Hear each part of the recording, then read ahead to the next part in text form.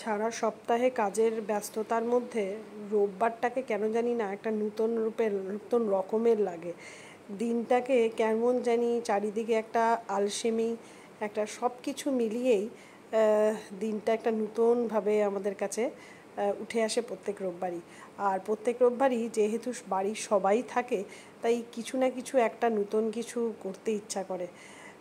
এই রোববারে যেহেতু বাড়িতে যা ছিল তাই দিয়েই একটা প্রিপারেশন করার চেষ্টা করছিলাম, কিন্তু মানে ব্যাপারটা বানাতে চাইছিলাম হচ্ছে পিৎজা, কিন্তু পিৎজার ব্রেড ছিল না, ছিল পাওভাজি ব্রেড, আর শুধু চিকেন প্যাটিটা ছিল, আর ক্যাপসিকাম, টমেটো, পেঁয়াজ সবই ছিল। তাই একটু নতুন রকমের কিছু বানানোর চেষ্টা করছিলাম।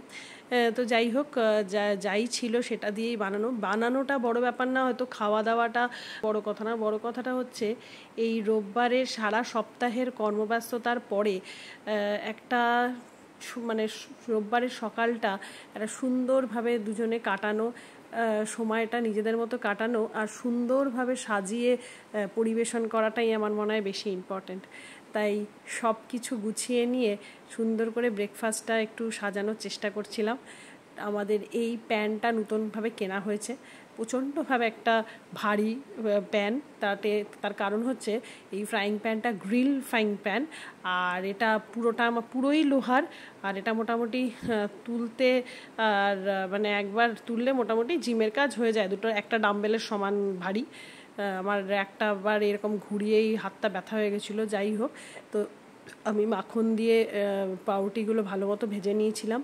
আর যেমন দেখতে পেলেন যে এরকম টমেটো, ক্যাপসিকাম, পেঁয়াজ সবই একটু গ্রিল মতো ফ্রাই করে একটু মানে আমি একটু স্মেলটা বার্নি স্মেল মানে দেওয়ার চেষ্টা করছিলাম। তো যাই হোক, আর প্যাটিগুলো মোটামুটি ওই বাটার যেটা যতটুকু ছিল ওই বাটারেই ফ্রাই করে এদিক ওদিক করে একটু সতে মতো করে তুলে নিয়েছিলাম।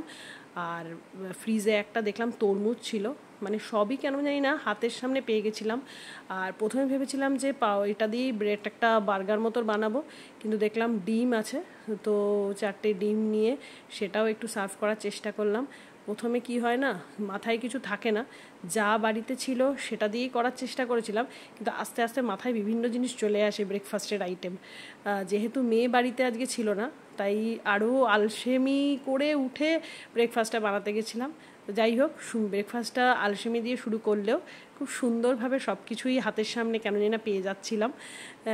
সবার বাড়িতেই তাই হয়, সারা সপ্তাহে কী প্লেটে খাচ্ছি কি না খাচ্ছি সেটারই খোঁজ থাকে না, তো সাজানো তো দূরেই থাক। তাই আজকে একটু সুন্দরভাবে সাজিয়ে ওকে দেওয়ার চেষ্টা করেছিলাম। আর একটু গল্প করতে করতে একটু সময় নিয়ে ব্রেকফাস্টটা খেলাম দুজনে মিলে। সময়টা সত্যিই খুব সুন্দর গেছে আজকের দিনটা।